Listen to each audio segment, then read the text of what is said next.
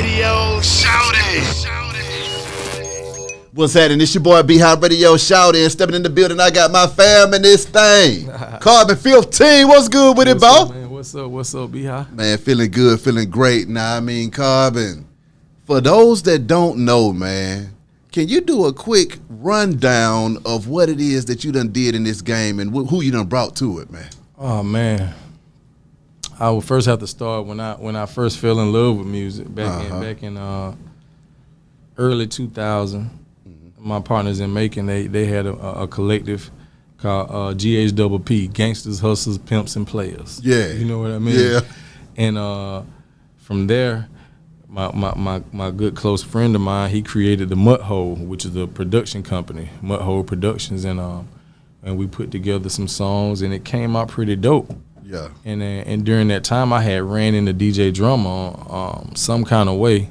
I think it was DJ Hershey. DJ Hershey. Drum, Hershey, both of them boys. DJ Hershey connect my big bro up, and then we started bumping into DJ Drummer, and then we did our like official gangster grills straight out of Macon. DJ Drummer hosted it. It was maybe like 18, 22 songs on there, and that's when I really felt like, man, I love this music. I could really do something with this music, and just being the people person that I am, I can walk in any room and get to the bread and butter. Come on now. Mean? So that was the beginning of me just falling in love with music. That's where Billy Slum comes from. Wolf, 6'4". We had a lot of talented people down that way, and we would see Lil J back then. We would see Jeezy back then. Because we were from another side. He was over here on the other side. Yeah. And then once we all started moving from Macon to Atlanta, and we started moving around, I would bump into him into the clubs, and one day I bumped into him. I was with another one of my good friends, and he said, "Jump in the car." So we jump in the car, we ride around, and he's playing me. This one he had the double CD, so he playing me the CD for me, And so at the end of the night, he asked me, he was like, "So we run through the CD. What you think? What you think?" I was like, "Man, it's a couple on there I like, just a couple." He like look at me like. Couple. I'm like, yeah, there's a couple on there I like. He said, all right, cool. Yeah. So, we kept moving, and he was like, I'm gonna catch up with you, and I just kept going because we were doing our own thing and whatnot. Yeah. So he ended up dropping Streets Is Watching. And I bumped into him again with that same partner. He was looking at me like, yeah, what's up now? I was like, yeah, all right, you doing pretty good. You doing pretty good. And from that point on, we just started clicking, and he was like, "Man, you have an ear for this. You gonna be my A&R." Ooh, I'm like, "What's an A&R?" At that point in time, I didn't know none of that. I was just around, just giving my true passion and what I thought about the music and how it sounded at the time. I didn't realize what an A&R was. Exactly. Until he said, "Oh, you gonna be my A&R?" I was like, "Okay, cool." Him and Kinky B. Yeah. That's all they would say. "All right, Carb, you got an ear for it now. What you gonna do?" That's what they would say. So from that point on, we just, if you go back and look at Trap or Die, the DVD, he's in the studio making the records. I'm standing right behind him, and he's, he's rapping it, and I'm like, ooh, you know what I mean? You got to go back and pull it up. You'll be like, oh, that is Carbon right there. Yeah. And that's when he said, "Hey, yo, Carbon, where you at, my nigga?" Yeah. That's what he said on one of the tracks on the CD, and that was like what brought me to the forefront as Carbon, because everybody knew me as Sean or Bone. Yeah. You know what I mean? But when he put that connotation on, it just took it up a whole nother level. And that's when I just started honing in on what an actual A&R is. Okay. We talking about this Trap or Die, man. Putting that project together, what was that like at that time? And did y'all feel like that shit was going to go down in history as one of the greatest mixtape projects to ever touch down? When I first started going to the studio with Jeezy, Trap or Die was pretty much done. It was pretty much done. Like, he just respected my ear and what I was saying, and if I was going to tell him the real or whatnot. A lot of people get around people and they'll sugarcoat it. You know what I mean? No, not me. Yeah.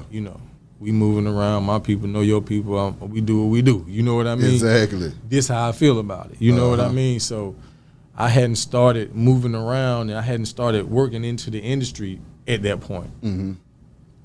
He just knew what I could do. Yeah. So when he said that, Carbon, where you at? Now everybody like, why is he saying your name? You know what I mean? And it just went from there. And I just started building relationships and making my name, level up to what he had going on in the music. Exactly. I just kept bringing new producers, new videographers, like whatever it was, I would just go out and bring it back to the team. Yeah. So what was that like for you when you was getting your A&R on, man? And for those that don't understand exactly what it is that an A&R does, can you break that down to them? A&R, that's when you work, you take care of the artist and his repertoire, you know what I mean, of music. You're going to make sure you're going to link the artist with other artists. You're going to link them with producers. You're going to link them with anything that makes that artist better. Writers, anything, you know what I mean? Endorsements, anything you can bring to the table, you know what I mean? Yeah. That's how I looked at it upon. That was my way to, come from get with this situation and build up my brand. Mm-hmm. You know what I mean? So A&R, you have to have an ear for the music, and you have to not be afraid to tell what you think of the music, no matter who is sitting in front of you or who's playing the music. Exactly. That's the bottom line. And and you have to know how to, know what's new, know what's hot. You know what I mean? That's an A&R, in my opinion. Were there ever any times where you was hearing some music and you was thinking about the person that was in front of you and you was gonna say, hey man, that shit whack? Yeah, a couple times. Even with him. Man. It happened a couple times, like, nah, I don't like that one. Yeah. And it wasn't like per se, it could be a whole song or something. It just might be something he said, or it might just be his sound with that beat. It's a special thing. You know what I mean? It's a special thing. What songs and what tracks did you lay your ear on that you felt like this is about to go? Man, it's a lot of them, man. We did a lot of great records together, man. I would have to say when I first heard Soul Survivor, I was like, wow, because it was just so easy. Yeah, it was just so easy for him to get in there and just spill it out. Exactly. As you started to see the movement grow, man, what things changed in the elevation of what it was that y'all was doing? Because, I mean, like you say, both of y'all coming out of MacTown with it. You find yourselves in the A-Town getting busy. Now you got this Trap or Die movement going all the way up. Thug Motivation, it's time for it. What was going through your mind when the movement started moving hard? When I'm going to get some sleep. Like at one point in time, man, like from 2005 to 2008, it was nonstop. Shit. It's crazy. It was crazy, just nonstop. B market, C market, A market. You know what I mean? Then you there, you in Vegas with Jay-Z, Puff, 50. Then you back in the trenches with the homies. It was crazy, man. It was crazy, man. What was going through your mind when you found yourself in Vegas with 50, Puff, and Jigga Man? And he was up there kicking it on the stage, and me and a couple of the homies, we down in the floor, we having drinks and just looking and just soaking it all up. It's like, wow, we in here. Yeah. We from Bibb County. You feel what I'm saying? Like, we in Vegas, and they telling them, hey, no, get away from, this is their area, move. They telling the people, this is where we supposed to be at. So it's like, that was, that further let me know you can do anything. I wasn't, and I'm not a rapper. You know what I mean? I handle business. Exactly. I put people together. So for me putting people together, I can get anywhere from that. Yeah. You know what I mean? That's how I was feeling. I seen the picture the other day, and I was talking to somebody, my partner Nuvo, and the picture was up, and I was like, yeah, I was there that night. She was like, what? You need to tell that story. I was like, man, maybe one day. You know what I mean? I was there, and just talking about Vegas, that was the night. That was the picture that was on the internet that she was talking about in reference and whatnot. It's just, no, man, I've been through a lot. I've seen a lot with these eyes, man. What was it like putting people together? What time was it that you was trying to put a play together that you felt like you was having the most difficult time to get it together, and you was the most rewarded from making it happen?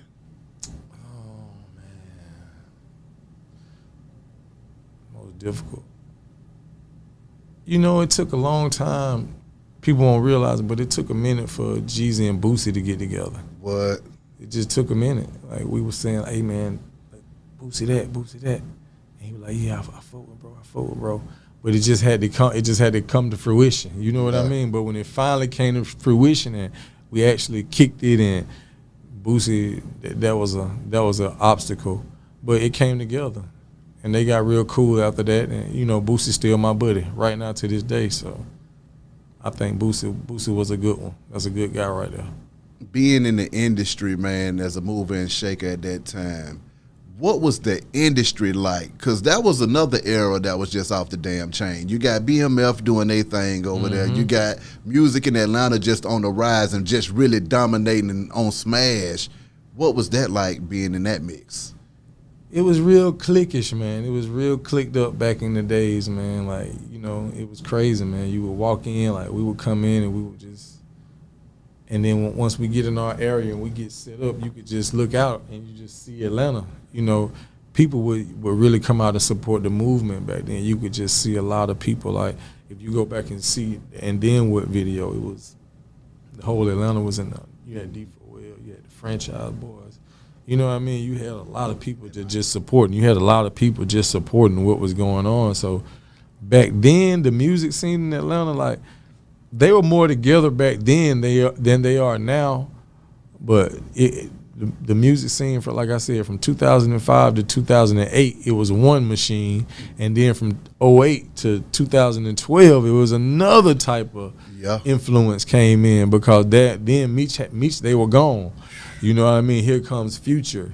Here comes, you know, the new movements. You know what I mean? And 2 Chainz and Young Thugs, and you know, it just everything evolved. Rich Homie, and that's how, you know, and I also started evolving. I started getting my name in the mix with all of those young guys. You know what I mean? I got relationships with all of them. Exactly. Still to this day. So, you know, it's like the music scene in Atlanta is what you make it. Like, you can get in here and you can become somebody. You can get in here, you can be a promoter, you can do so much in Atlanta, man, from this daggone music shit, man. Answer me this, though, Carbon. How much of a role do you feel like BMF played in the Atlanta music scene? Oh, my bad, bro. No, you good. In the Atlanta music scene, I think they played a role in an era of the Atlanta music scene. You know what I mean? Atlanta is legendary already. Facts. You know, with the organized noise and even Ghetto Mafia, and you know already know Atlanta was already legendary. But for that era, for that however long that run was, they played a heavy role in it. They played a heavy role in it.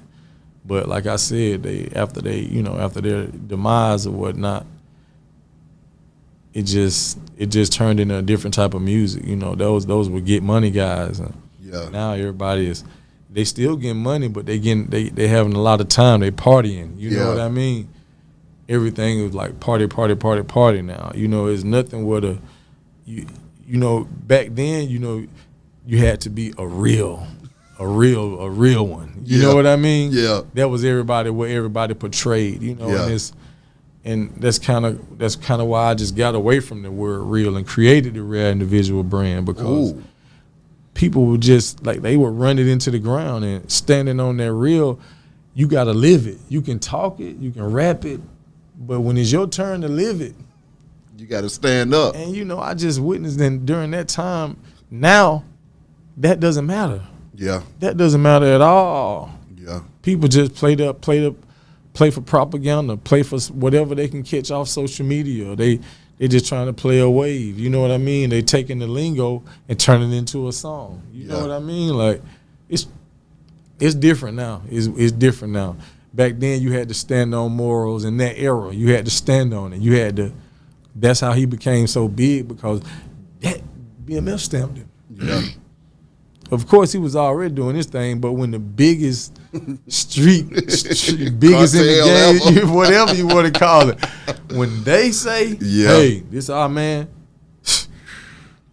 it's kind of like when everybody in the streets, they look at it, they like, oh, wow, he's him. What was You it know what I like mean? moving through the city? And then what were those nights like in the strip club when the money went in the air and the parties just got ridiculous? Because I've heard DJs tell me, yeah, I've been in the strip club DJing for a long time, but I never saw it rain until that BMF era. Yeah, they did. They used to go crazy, man. They used to go crazy, man. Back in my day, Yeah. them boys used to go crazy, man. Like you would, whatever club you can think of back then, Jazzy T's was famous. They would go crazy in Jazzy T's. Mm-hmm. They would go crazy everywhere. Back before people knew them, they would go crazy in Gentleman's Club. Mm-hmm. I used to see him go crazy in Gentleman's Club. The man, I guess he just got a thrill from that shit. I guess he's the LeBron James of that shit before LeBron James. Free Big Meats, by the way. And Already. everybody else who locked down with him and everybody else, my people that I touch hands with. My partner Smurf, he just had a birthday the other day. Yes, sir. Yeah, man, you might see a lot of my people, man, What is that like when you look back on that time, man? Because, see, that's another question that I want to ask. All of them boys was free. All of them boys was alive. And when you look fast forward 15 years later, a lot of folks ain't free and a lot of folks ain't alive, man. So, I mean, how does that impact your psyche when you look back on them times, when you remember them nights and them studio sessions of them days in the hood, and them folks ain't nowhere to be found right now? Yeah. It lets you know you made the right decisions. You know what I mean? Yeah. You made the right decisions. You kind of tried to stay away from all of the rah-rah. You lived in the streets. You did what you've done. But when you look up and you realize that, dang, 15 years ago it was different. You know what I mean? 10 years ago it was different. Yeah. 5 years ago it was different. It is somewhat shocking, but I guess you get numb to it after so long. You realize it's like people gonna do what they got to do, regardless for the money. So once they go for what are they going for the money? They gonna do what they got to do. They gonna feed their kids. They gonna live how they want to live. So it's kind of like some people get smart and stay under the radar, and some people, bring the murder and mayhem in. My God. And that's when it gets crazy. I truly believe those guys will still be here right now if they just was a little bit more cool. You know what I mean? Yeah. But it wasn't even him. Sometimes it's just the people that just be around and just they not going for it. Yeah. Yeah. Nah, I feel that. So now talk to me about the CTE time, man. You watching the label blow up. When do you feel like it reached its peak, and what do you feel like happened in the decline? See, that's the thing. We never reached our peak. Damn. We never reached our peak. I mean, we were on the uprise. Like we re-released Cold Summer, Yeah. USDA Cold Summer, and we were going up. Even though the label, they released it as an authorized mixtape, it was an album, and we sold 500,000 copies and way more, 500,000 plus, and we didn't even have real videos back then, like Slick P and Blood Raw. People knew who they were, but they couldn't point them out. You know what I mean? Yeah. It was like right people, just wrong situation. You know what I mean? Yeah. We never, even after USDA, and we brought in Freddie and J Dub. We had a lot of acts. You know what I mean? It's just right people, wrong situation. You know what I mean? And I kind of, when people ask me, that's just what I have to tell them. Yeah. We never really reached our peak because it started being about one thing instead of about what it started out as, the movement. You know, and there you have it. When you decided to go your own separate way, man, and you split, what was that like with you when you said, okay, we done did our thing, we done had our run, now it's time for me to go and do what I do? Yeah, it's like bittersweet. You know what I mean? You looking at it like, dang, boy, we had a run. Yeah. But I gotta start over. I gotta go do me. I gotta bring it to the life. I gotta stand for what I believe in all the way this time, and no turning my head to stuff that I know ain't right. None of that no more. We're gonna walk this way from now on out. So it was bittersweet. Like, I never had a real bad time. Yeah. Because at my lowest, that's when I realized, like, dang, I got to start my own. I gotta. And that brought me, I started my first LLC started in 2012, C15 Music Management LLC. That was my first LLC in 2012. Because I was building for the future. That was 2012. I didn't move on until 2014. 2012, I started seeing, like, man, this is what I gotta start doing. So I started building my relationships and, I never took on what they took on. You know what I mean? I'm always moving around. I'm carving. I'm messing with this person. I'm with this person because I know in the future I'm gonna have to eventually stand on my own too. You know what I mean? So I just was always prepared for it. I always prepared for it. What was the issue between Jeezy and Freddie? I really don't know. You have to ask Jeezy that. I really don't know. I couldn't speak on that, period, because he just called one day and he was like, yo, how did it go? He was like, I'm about to sign some new acts, man. We just gonna go forward, man. We still family, but we just gonna go forward, man. And I was like, okay, cool. What does that mean? Like, yeah, man, I need you to get Gibbs on the phone, man, so I can. I'm like, nah. You can't get on the phone with him. You got to chop it up with him, man to man, chop it up with him, handle the business, Whatever you got to say, just chop it up with him. And I think however that conversation, because I wasn't privy to that conversation. They sat, they talked amongst each other. And when Gibbs came back, he was like, yo, it's a wrap. I'm about to move forward, da-da-da-da-da, and it is what it is. Yeah. So whatever went on in that conversation, it didn't pan out the right way. You know what I mean? Yeah. But I feel like I did everything in my right mind, in my power to make it work. You know what I mean? I went out and I discovered he was already talented, but he ran across my eyes. When he ran across my eyes, I'm like, whoa, he's that guy. So bring him out here to Atlanta. Exactly. You know what I mean? And I put him on the plane. I got him out here ASAP. Yeah. Yeah. So now, Carbon, you out here doing your own thing, man. You cranking up the rare individuals. Mm-hmm. What was that like when you went on ahead and said, okay, I'm about to step away from the machine and I'm about to start over in this thing? Mm-hmm. So that's what it was. Like I told you, it was the fake real. Mm-hmm. It had got to me, got up under my skin so bad. I was like, man, I gotta create something for us. For the people who say, okay, you know what, I'm gonna do this. I'm gonna do it on my time. Yeah. But I'm gonna do it. Yeah. I wanted to create something for us. So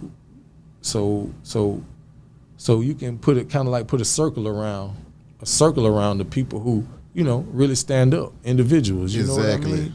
So it started with I created my management group, the Rare Individual Group. Mm-hmm. It started with that, and then I'm just like what could I do to just still get the brand out there more? Mm-hmm. And that brought the Rare Individual brand. You know what I mean? Exactly. I just started making T-shirts, hoodies, sweatsuits, socks, whatever with my brand on it, because I just believe it's millions of us, billions of us born rare, not perfect, Facts. Born rare. You know what I mean? So I just got to put a circle around us. Exactly. Around the rare individuals. So now you moving on and you still got one foot in the industry as well, working with folks, man. What was that like working with different artists outside of Jeezy and helping their career out? Yeah, man, like since 2014, let's see, I worked with Spody.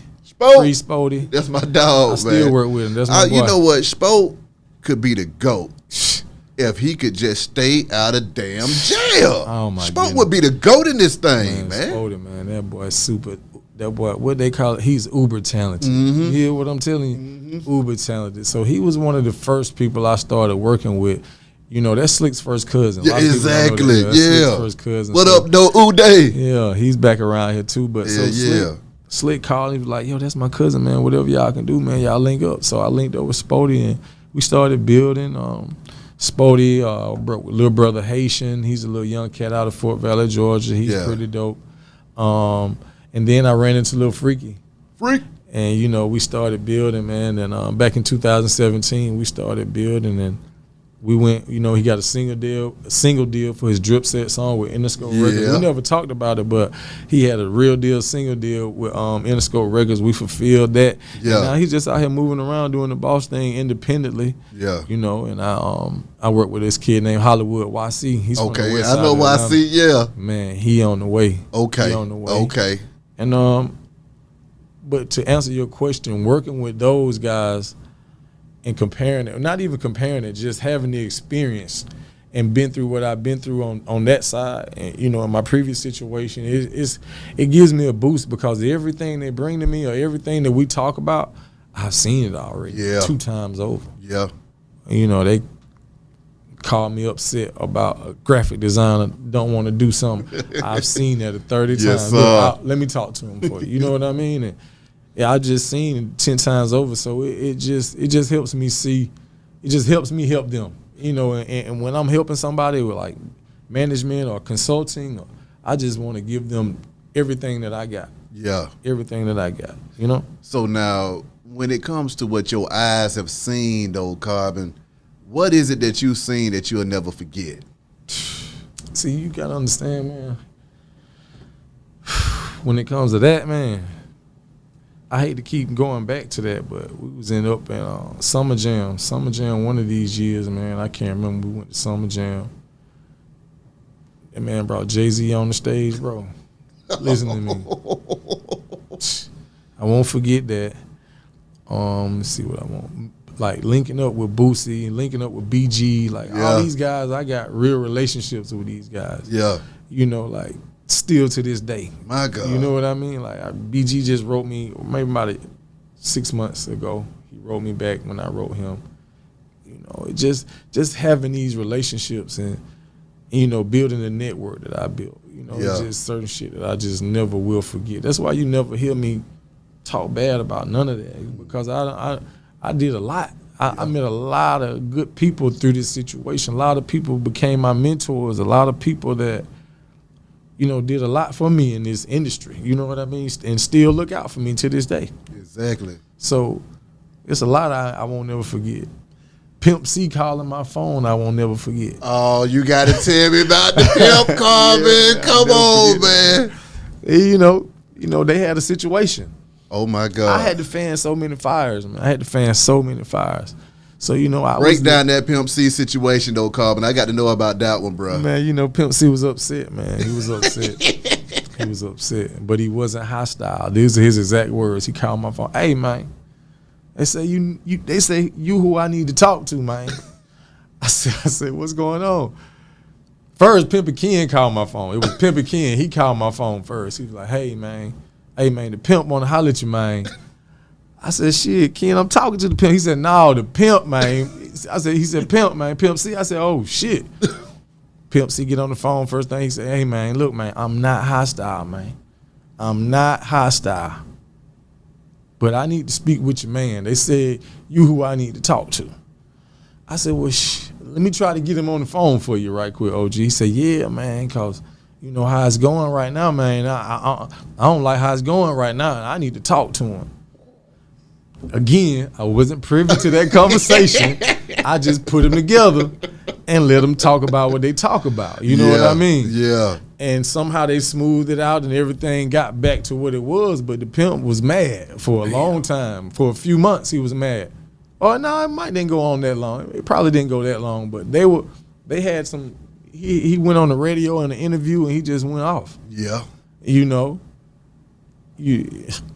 But yeah, he definitely called my phone and said, man, listen, man, I'm not hostile, man, but I need to speak to your man. Talk to me about having to be a buffer, though, 15. Being that buffer, because that's the thing about it, too, with artists and stuff like that. Ain't nobody about to be able to get the Jeezy, okay? But they could damn sure get the Carbon 15. Yeah. So what is that like with folks blowing up your phone, asking and I need, and then you got folks like the pimp saying, I need, and that's a different kind of need than a hood need. Yeah. So you filtering all of this stuff at one time. What has that experience been like? It's a gift. It was a gift and a curse. It was a gift and a curse because you got to deal with everything. You got to deal with the homies. You got to deal with the industry. You got to deal with the people that, you know, that really don't matter, but they matter to the situation. You know what I mean? For the time being, you got to give them theirs. You know what I mean? Like, it's just crazy, man. Like when dude don't want to do something, or he not feeling the situation, or we late, like we were always late. You know, it's something that you gotta go and you just gotta have it in you to just be able to talk to people and just you know. Yeah. It's just something that my mama gave it to me, my grandmama gave it to me, man, my pops. You know, I don't know. I just know how to talk to people, man, and I'm a people person. Mm-hmm. And I don't mind playing that role, you know what I mean, just as long as the respect is always there. You know what I mean? And sometimes you can get caught up in it and let's just say if a situation goes left and you in the middle and you the middleman.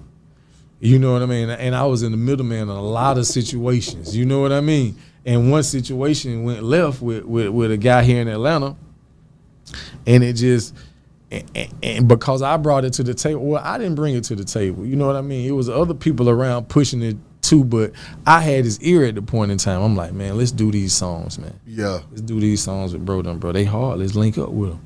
And back then, Club Miami was crazy. Yeah. Man, them boys came to Club Miami one day, and my boy had this song called Throw It Up. They went crazy. So we sit in the club, we watching. And it's duct tape. It's a whole duct tape. Alley Boy Bank. And we just watching them. I'm like, man, them boys it right there. Yeah. What up, though, Alley? You know what I'm Bank, saying? What's happening? So we watching them and shit. We watching them. We paying attention. Me and King like, man, them niggas hard. Cause I'm like, yeah, they are hard. Yeah. So we going on. And, you know, we had Baby Jade. Baby Jade was with us back What then. up, though, Jade? So Jade, she introduced me to him, and it just went from there. Yeah. I just started building my relationship on him on my own. So I kind of brought them together, and the shit, it kind of went left a little bit. Yeah. And I ended up having to get in the middle of that shit, smooth it out. But at the end of the day, it didn't have nothing to do with me. Yeah. But I still ended up in rap songs. I still ended up in the middle of shit that I had nothing to do with. I'm just in the middle of this shit, the liaison, the consigliere, whatever you want to call it. That's what I was doing. So I'd end up in the middle of shit. But, you know, shout out Bank, shout out Ellis, shout out Trouble, all them boys. Yeah. You know, everybody grow and they move past it. Exactly. You know what I mean? But that's just the type of shit where you were saying, like, when you in the middle being a buffer or a liaison, that's the type of shit. But sometimes it go all good. Yeah. But there are those instances where it just don't always work out. Exactly. You know? Now, as a guy that's been in the game all this time, what was your favorite time in the game, though, 15? My favorite time in the game was when we was on our USDA run and from 2017 up until now. Because, you know, from 2014 to 2016, I was just moving around, you know, working with Spody, Brother Haitian, you know, still got my producers, you know, trying to land whatever I can land and whatnot. But 2017, when I started working with Freaky, we got in the studio. We was in the studio every day. Yeah. Every day. You know what I mean? And then we were at my old stomping grounds. Back then it was called Dirty South. Now it's called Blue Room. Yeah. So it's like I'm at home. You know what I mean? So we in there working, we grinding, and this kid, he going crazy, man. Yeah. And one day he said, bro, I sent the song to Pluto, bro. He sent it back the same day. I said, what? Play the song. He played Drip Set for me. And I listened to it. I'm like, whoa, that shit crazy. Yeah. And then guess what he said? He said, but check this though. But he want to shoot the video. I said, you ready to shoot the video? He said, yes. My God. So on Tuesday, Wednesday, they recorded the song. Mm-hmm. On Saturday, we shot the video. And 2 months later, Interscope calling. Hey, we need y'all. Okay, so now I'm about to jump back in here right quick, Carbon. For those that don't know, when you talk about Pluto, you talking about Future. Yeah, I'm talking about Future. But that cosign got that young man an Interscope deal real quick. And the man turned around with a feature and a damn video real quick. Can you talk about rare individuals? That's why I'm telling you, that's the rare individual group. That's why I said Spody, Hollywood YC, Lil Freaky, you know, myself and the brand, you know, that's what we doing. I told you I'm putting a circle around the rare individuals. Exactly. The people that I believe in. Slum, Billy Slum, you know what I mean? It's a lot more, and forgive me if I didn't say y'all name, but that's the rare individual group. That's what it's all about. So it's like that's when you say what was my favorite. This is one of this now what I'm doing now is my favorite time because they all listen to me. It's not like oh man, Carbon. Blah, blah, blah. Yeah. They don't, of course they have their own thoughts, but when we talk about shit, they be like, yeah, Carbon, you right.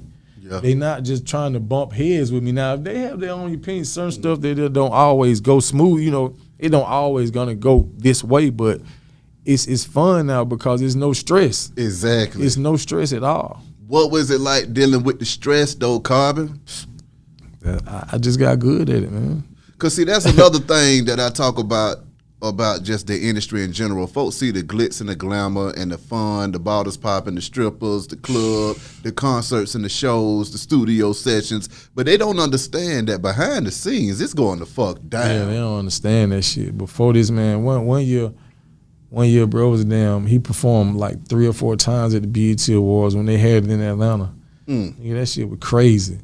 But it looked good, though. When y'all see it on TV and what we doing, yeah, it looked good, but y'all just don't know. Yeah, and all them birthday bashes, we had 200 people coming in with us. Stressful, man. Stressful. Then we got to bring Wayne, Kanye, Akon. It be crazy, bro. Like, shit crazy, man. So now, to doing it now in this element with Freaky and going around and being back in the mix on Pluto, that's what I call it. Once you get on Pluto, it's a different world. Like home, exactly, it's just different. So we've been moving around. We worked the song. We were in LA, Miami, moving wherever we went with Pluto, like on his birthdays and the Versace Mansion and Atlanta, Future City. He took over. So it's just like. I've been in that era. Now I'm in this era. Exactly. You know what I mean? Exactly. And that's why I say it's fun. This is one of my fun times. What do you think is the difference between that era and this era right now? These kids getting money. They way richer. Damn.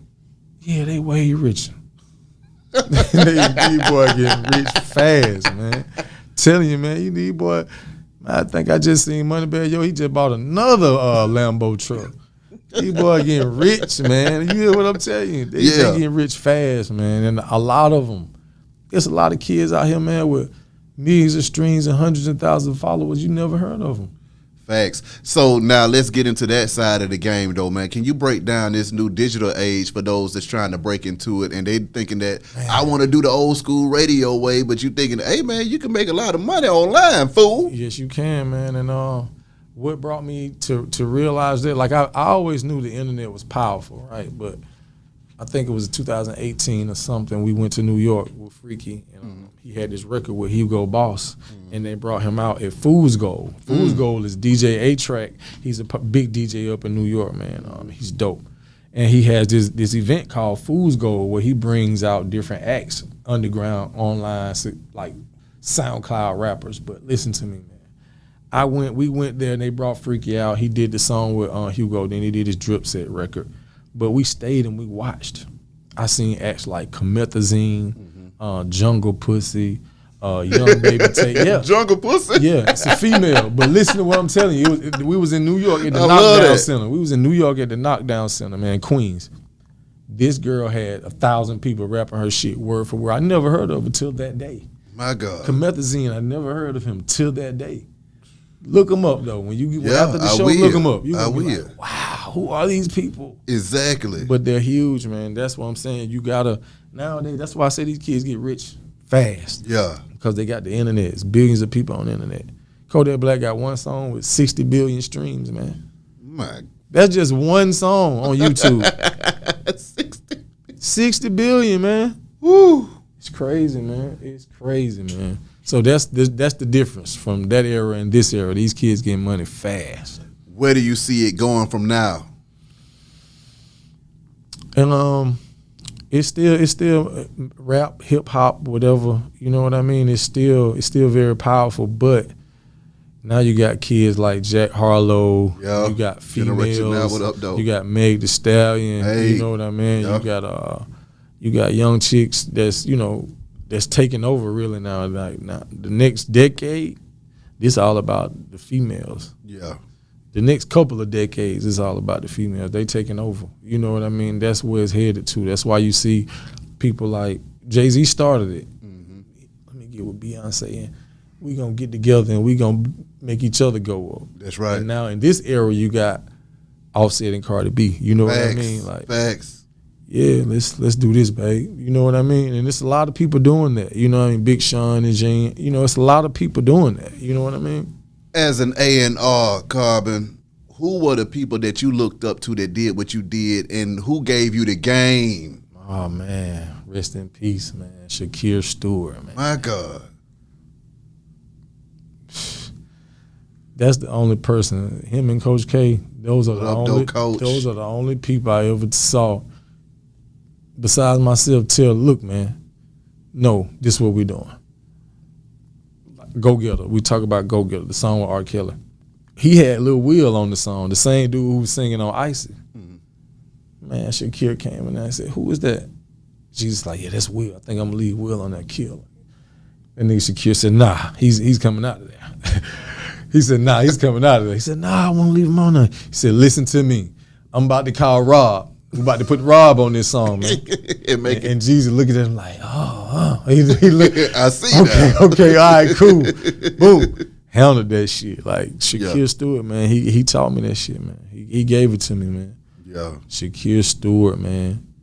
And just jumping in the fire and just not even knowing that's what I was doing. Yeah. You know, like when he would ask me what I thought, and I would tell him, I didn't realize at the end of the day, that's what an A&R does. Yeah. When it comes to an artist and their music and their beats and their brand. You know what I mean? Exactly. Coming from the streets of MacTown. Yes, sir. To the A-Town. Mm-hmm. How did you feel when you saw the bags coming in? Talk to me. You know, I seen that, man. My buddy used to own a club down there in Macon. I seen him give him $500 in a bottle for a show. Then I seen the man come back and get $200,000 for a show. I was with him from $500 a bottle to $200,000 to being on tour, all kinds of shit, man. So $200,000 for a damn show? Just to get up there and talk that shit. My God. Yeah, definitely, man. Going around the globe with all of that. Seeing the bags. Talk to me. And touching the bags are two different things. Break that down then. You know Break what I that mean? down then. We seen it. We seen the money come in, you know, but you had to get your own money. You know what I mean? You had to get your own money. It was a dog eat dog. You had to get your own money. That's why we have the rat in the Exactly. Exactly. No, I'm with you on that. I can't just, I don't want to mislead you. Yeah. You know what I mean? I feel you. Yeah. So now, what advice do you got for the next Carbon 15 coming up in the game, man? Man, ownership and contracts. Don't be afraid to talk about your business, and don't be afraid to have that piece of paper, that manila folder with you. You know what I mean? And you, boom, hey, man, let's do this. That's all it's about nowadays, man. You got to respect the business. Yeah. If you want to grow and you want to, you know, be a creative and influencer, or, you know, you want to help these artists, you got an ear for this shit, but you not a fucking rapper or a singer, you know, intellectual property, it's a real thing. So you got to just know how to move and shake out here. That's what I would tell. You know, make sure you know the business. Exactly. You know what I mean? Make sure you talk about the business before you just go showing your best hand. You know what I mean? Because sometimes once you get in second gear, it's kind of hard to go back. You know what I mean? So that's what I would tell my younger self, or just anybody coming up wants to be a manager, or, you know, learn the music game, or already feel like they know the music game. Learn some more, you know, read a book. What's the best piece of advice that you got, though? And I got, don't put your heart in nothing. Don't put your heart in it. Just do business. That's the most I got from Shakir, from Coach, you know, just life lessons from Kinky B, my dog Kinky B. Like, at the end of the day, everybody just said, you know, if we would have took our feelings out at at this time, or if we would have never had our feelings in, and we just would have handled business, we would have never had to swallow that pill. You know what I mean? Yeah. when you look at Coach now and you see what he done did over there with P, man, what goes through your mind? You know, I did the deal with Coach, man. What? I did. Young Rich Nation, the Migos clothing line. Yeah. I put the whole deal together, structured it. It was in stores and everything. My God. That's how it is. Like, me and Coach, I called him out like, Coach, you know, that's another relationship from working. I was a brand ambassador for 8732. Yeah. You know, so I would send everything out, and I ended up being cool with the head designer and the head marketing guy. So we built our own relationship. Yeah. You know, after me and Bro moved on, we weren't working anymore. These guys like, hey, Carbon, anybody you know that wants to put want to push the brand together, come to us and let's put it together. Hey, Coach, what do you guys think about this? Yeah. I have some people that would like to talk to you. Yeah. All right, Carbon, let's put it together. Then Coach got kind of busy. He introduced me to P. He linked me up with P. Yeah. So I'm beating P line up. Hey, P, check this out. Check this out. Check this out.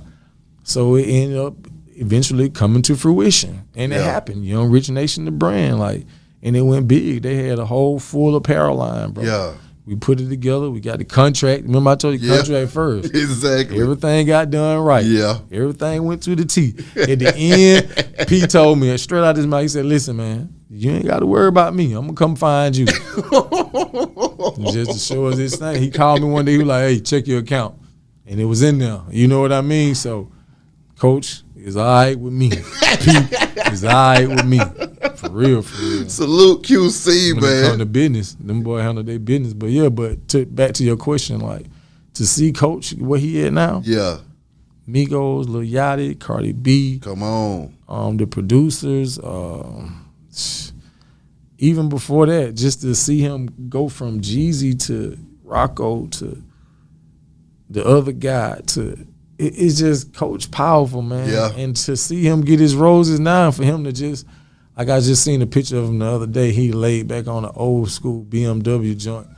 I'm like, that's him. That's Coach, bro. He's in his element. Come on. Man, he's in his element, man. I'm happy for him, man. I'm happy Exactly. for him in every way, shape, or form. I spoke to him, man. I spoke to him a couple days before the verses. I spoke to him, man. Yeah. Still a good guy, man. Coach a great guy, man. Coach brought a lot of them artists through my show to help me grow my own damn show. Mm-hmm. I remember when the Migos was coming out the bando, and Coach brought them boys in there, and I was talking to Coach, and he was like, B, I feel it again. I feel it again. I said, oh shit, what the hell? I said, what these boys about to do? He like, man, I'm loving this music again. I'm about to go back in. Mm-hmm. And I didn't know that they was gonna be the biggest shit in hip hop. I didn't know they was gonna be the biggest group. I didn't either. Like right when we did the Young Rich Nation, right, the YRN deal, they were, they was looming. They were looming. They were like, oh shit. Yeah. And then Offset went to jail. Ooh. Guess what? My people still did the deal because I'm telling them like they finna go. Yeah. Listen, they finna go. They finna go. So Offset goes to jail. They still do the deal, right? Uh-huh. Offset get out of jail. They come home. We do a whole new photo shoot. Then Offset drop Bad and Bougie. Boys ain't looked back since. They ain't looked back since. It was a wrap. They ain't looked back since, man. They ain't looked back since. Ever since Bad and Bougie, man, they whole shit just elevated. And then when what's the boy name? Childish Gambino, Donna Glover. Yeah. He said, man, I gotta shout out the Migos, man. He said that the Oscars are somewhere. Yeah, I remember that. But isn't Bad and Bougie the greatest song ever? He said it like that. It's over with. They a household name now. Facts. Household name now, man. Lastly, Coach Carbon, K, man. Is there anything that you want to get off your chest? And how can these folks contact you, man? Oh, man. Do anything I want to get off my chest? Nah. Yeah. Nah. I love life, man. I don't regret nothing. Nothing shocks me. You know what I mean? I hate to jump back in here, but I got to go there. When you hear the man talk about you in the song, man, what was that about? Because I was like, wait a minute, what the fuck? I thought everything was all love. What was your thoughts on that part? It's funny. It's funny. I laughed it off because, like I said, like I was just about to say, nothing that guy does can ever shock me. Okay. Especially when it comes to him wanting to 2005 to 2008 was a feeling for him. Yeah. So, he want to feel that again. You know what I mean? So just look at what he talked about in that song. Me, Coach, Kink, Gibbs, Big Meech, And I think he said something about, I don't know, but I know those 5 people, right? Yeah. Take those 5 people away. He on the island. My God. At the end of the day, that's what it's all about, man. Yeah. I'm like, damn, these were some powerful chess pieces on my board. Yeah. I didn't take care of those chess pieces. Yeah. Only thing I can do now is just point the finger. Instead of just saying, you know what? If you would have poured your heart out a different way and faced your demons, well, you know, everybody on demon time, but if you face them demons, yeah, man, you'll be blessed a whole different way. You know what I mean? So it didn't bother me. I laughed it off, man. Then 4 days later, Freddie Gibbs gets nominated for the best rap album. That's crazy. And you know when he finds out, Freddie Gibbs texts me and said, "Bro, I thank you." It's on my phone. I thank you, bro, for always believing in me. My God. Thank you for always believing in me, man. You know how many times that man told me thank you? Yeah. The other guy? Oh. I can't remember one time he told me thank you. Man. That boy said, man, thank you for always believing in me. I got to show it to you so you can see it for real, man. November 24th, what did it say? Thank you for believing in me, bro. Come on, man. You hear what I'm saying? My God. Then read what I said after that. I want you to read it. Got to be a wonderful feeling to be nominated for a Grammy, my brother. I want to go with you to the Grammys if possible. I need you to believe in me now and give me a shot I need, fool. Let's go. Yeah, you talking about? Come on. I got to let him know, like, look, Gibbs, now it's time. We never spoke on our situation. You never spoke about how I hit you up and said, hey, come to Atlanta. We going to sign you, this, that, and the third. We never spoke about it. My story never been told. Yeah. You know what I mean? So that's what I mean in that situation. And like me and Gibbs, we got a lot coming up in the future, you know. Yeah. Grammy Week coming up. Whether we go to LA or we celebrate from home, we going to be celebrating. You hear what I'm saying? Damn right. Like my man came a long way and he was already grinding before me. Yeah. You know what I mean? His team was intact. You know, they came, they wanted to do something with us because they saw something like, man, maybe it could be a Meek and Ross situation, or you know what I'm saying, or Jay and whatever situation. You feel what I'm saying? That's how they thought. So when it didn't work out, they just simply went back to doing what they knew how to do best. Yeah. And serve his crowd. Thanks. And now look at him, man. He flourishing, bro. He don't drop, to me, 3 stellar projects. He dropped Pinata, he dropped Bandana, and he just dropped Alfredo. All crazy projects, all of them crazy. But this one, Alfredo, this is what he got nominated. He got Ross on the joint, Benny the Butcher on there. He got crazy people on there, man. Gibbs doing his thing right now, man. And he just getting started. Yeah. He just getting started. He's not done. Exactly. He's not done. He still hasn't gave y'all his big national hit. But he got it, though. He got it. The world just slow. My God. I'm with you on that. Seriously, bro. 15. My dog, pound it for me. Appreciate you coming through this thing, boy. I got something for you too, man. Come on with it. What you got? I got some of this rare individual stuff. I need that. I got you, man. I just want you to know I had to say that on air. Hell I yeah. had to say that in the interview. I got this stuff for you. You know. Let me show it to these folks, Now we though. can wrap it up. Oh no, that's the red. Yeah, let me show it to them. Yeah, man. Nigga, well, y'all need to get ready because I'm going to have this on in the interview real soon. Thank you, my brethren. Now yours going to be blue. Okay. I'm just showing you what we got going on, tops and the bottoms. You know what I mean? Yeah. It's the rare individual. It's the movement, man. I told you we finna really do it the right Exactly. way. Exactly. Yeah, man. This is what I bought for you right here. This one for you, bro. Oh, no, that worked. That worked right there. That worked right there. Just want you to just see, man. This the movement. ShopRareIndividual.com. We building the brand, man. Y'all want to get in the circle? Yeah, we do management and consulting too. Yeah. Want to get in the rap circle, but I'm telling you, I just don't get this out to anybody. You Damn right. Be a rare individual. Exactly. You just don't get it. You know what I mean? You gotta be a rare individual to get in this world. You just not. We don't do nothing regular. I'm here for it. B HighAtl, shout it. Carbon 15. Holla at y'all in a minute, man. We go.